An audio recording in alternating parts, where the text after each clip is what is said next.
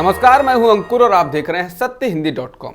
आइए एक नजर डाल लेते हैं अब तक की सुर्खियों पर। येदियुरप्पा को हटाए जाने और केंद्रीय मंत्री प्रहलाद जोशी को उनके उत्तराधिकारी के रूप में चुने जाने की चर्चा है। इन चर्चाओं को लेकर प्रहलाद जोशी ने कहा कि किसी ने भी उनसे इस बारे में बात नहीं की है और उन्हें इस बात की जानकारी नहीं है कि बीएस येदियुरप्पा को इस्तीफा देने के लिए कहा गया है या नहीं। इस बात पर जोर देते हुए कि वे काल्पनिक सवालों का जवाब अगर और लेकिन के साथ नहीं देते हैं, जोशी ने कहा कि भाजपा में कोई आलाकमान नहीं बल्कि राष्ट्रीय नेतृत्व है। उन्होंने कहा कि हमें समय समय पर अलग अलग नेतृत्व मिले हैं। राजनाथ सिंह थे, जिसके बाद नितिन गडकरी आए, जिनकी जगह अमित शाह ने ली, और अब जेपी नड्डा हैं। उन्होंने कहा कि वर्तमान में हमारे पास प्रधानमंत्री मोदी और गृह मंत्री अमित शाह सबसे बड़े नेता हैं, वे ही इसको लेकर तय करेंगे। कर्नाटक के मुख्यमंत्री बीएस येदियुरप्पा के 26 जुलाई तक इस्तीफा देने की चर्चाओं के बीच मुख्यमंत्री पद के दावेदारों की दिल्ली दौड़ तेज हो गई है। उधर लिंगायत समुदाय के संतों का विरोध जारी है। लिंगायत संतों के एक प्रतिनिधि मंडल ने कुछ दिन पहले येदियुरप्पा से मुलाकात की थी। इस बीच लिंगायत समुदाय के संत श्री संगना बसवा स्वामी ने कहा है कि बीएस येदियुरप्पा को हटाए जाने के पीछे आरएसएस की साजिश है, क्योंकि ये जाति आधारित संगठन है और इसके बाद उदार मन वाले नेता नहीं है। उन्होंने चेताया कि अगर बीजेपी येदियुरप्पा को हटाती है तो वो कर्नाटक में अपना वजूद खो देगी और इसका फायदा जेडीएस या कांग्रेस को होगा। टोक्यो ओलंपिक से भारत के लिए बड़ी खुशखबरी आई है। भारत ने पहला पदक जीत लिया है। वेट लिफ्टर मीराबाई चानू ने रजत पदक जीत लिया है। मणिपुर की रहने वाली मीराबाई चानू ने यह पदक 49 किलोग्राम वर्ग में जीता है।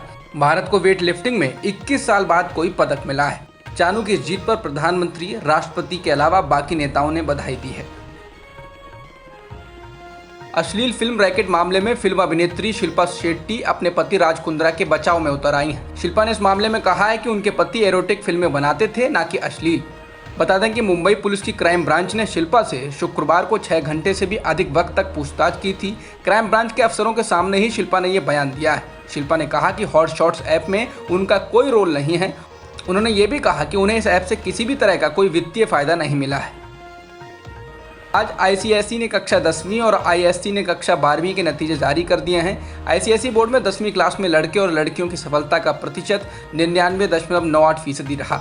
वहीं 12वीं क्लास की लड़कियों का रिजल्ट 99.86% रहा और लड़के 99.66% पास हुए। ये लगातार दूसरा वर्ष है जब बोर्ड ने आईसीएसई और आईएससी के विद्यार्थियों का परिणाम आंतरिक मूल्यांकन के आधार पर जारी किया है। पूर्व पीएम मनमोहन सिंह के अलावा बीजेपी के वरिष्ठ नेता और राज्यसभा सांसद सुब्रमण्यम स्वामी ने भी अर्थव्यवस्था को लेकर चिंता जताई। स्वामी ने मोदी सरकार को निशाने पर लेते हुए 5 ट्रिलियन इकोनॉमी के लक्ष्य को हासिल करने को नामुमकिन बताया। स्वामी ने कहा कि अगर मैं 2019-20 से 2024-25 तक देश की जीडीपी को दोगुना करके $5 ट्रिलियन करने की बात करता हूं, तो इसके लिए मुझे हर साल जीडीपी विकास दर 14.8 प्रतिवर्ष की जरूरत होगी। और अगर मैं ये कहूं कि मौजूदा आर्थिक नीति उस दर को कभी हासिल नहीं कर पाएगी, तो क्या मैं मोदी सरकार के खिलाफ बोल रहा हूं? उन्होंने पूछा कि क्या मुझे गैलीलियो वाली समस्या है। महाराष्ट्र में भारी बारिश का कहर जारी है। इसके कारण गुरुवार शाम के बाद से 100 से अधिक लोगों की जान जा चुकी है। इनमें से 8 मरीज कोरोना से संक्रमित थे जो अस्पतालों में भर्ती थे। परिसर में पानी भरने के कारण उनकी मौत हो गई। इसके अलावा रायगढ़ जिले में भूस्खलन के कारण 36 लोगों की जान जा चुकी है। वहीं राज्य के कई गाँवों का प्रमुख इलाकों से संपर्क टूट चुका है। राज्य में सेनाओं की मदद से बड़े स्तर पर बचाव कार्य जारी है। जिन लोगों ने कोरोना टीके की 2 खुराकें ले ली हैं, उन्हें बूस्टर डोज यानी तीसरी खुराक लेनी पड़ सकती है। All India institute of medical sciences के प्रमुख डॉक्टर रणदीप गुलेरिया ने इसकी वजह बताते हुए कहा कि कोरोना वायरस के नए वेरिएंट पर मौजूदा टीके प्रभावी नहीं भी हो सकते हैं। डॉक्टर गुलेरिया के मुताबिक इसकी वजह ये भी है कि लोगों में रोग प्रतिरोधक क्षमता कम हो सकती है और नए वेरिएंट मौजूदा टीके के खिलाफ प्रतिरोधक क्षमता विकसित कर ले सकते हैं। डॉक्टर गुलेरिया ने पत्रकारों से बात करते हुए कहा कि समय के साथ लोगों में इम्यूनिटी कम होती जाती है। हमें लगता है कि शायद टीके के बूस्टर डोज की जरूरत होगी।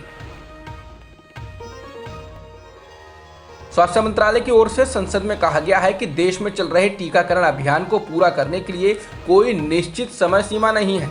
स्वास्थ्य मंत्रालय में राज्य मंत्री भारती प्रवीण पवार ने लोकसभा में ये जानकारी दी। इसके साथ ही उन्होंने ये भी कहा कि ये उम्मीद है कि दिसंबर 2021 तक 18 वर्ष और उससे अधिक आयु के सभी लाभार्थियों का टीकाकरण हो जाएगा।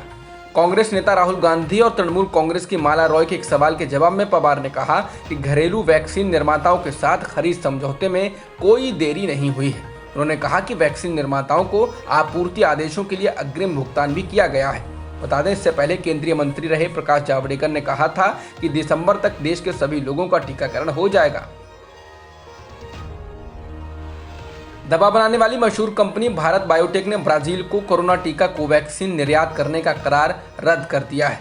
ब्राजील के राष्ट्रपति जेयर बोल्सोनारो पर भारतीय बायोटेक से मिलकर घपला करने का आरोप लगा था और वहां बड़े पैमाने पर आंदोलन हुआ था। ब्राजील के संसद ने इस मामले की जांच के लिए कमेटी बना दी है। भारत बायोटेक ने एक बयान में कहा है कि कंपनी ने ब्राजील की 2 कंपनियों से हुआ करार तुरंत प्रभाव से रद्द कर दिया है। इसके बावजूद भारत बायोटेक ब्राजील की दवा नियामक संस्था ANVISA के साथ मिलकर काम करती रहेगी और कोवैक्सीन की अनुमति के लिए कोशिश करेगी।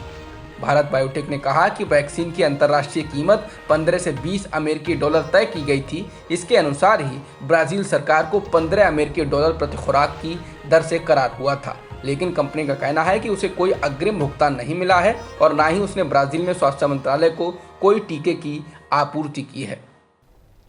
अब तक की खबरों में इतना ही। बाकी खबरों के लिए बने रहिए सत्यहिंदी.com के साथ। सत्य हिंदी का ऐप डाउनलोड करें गूगल प्ले स्टोर पर।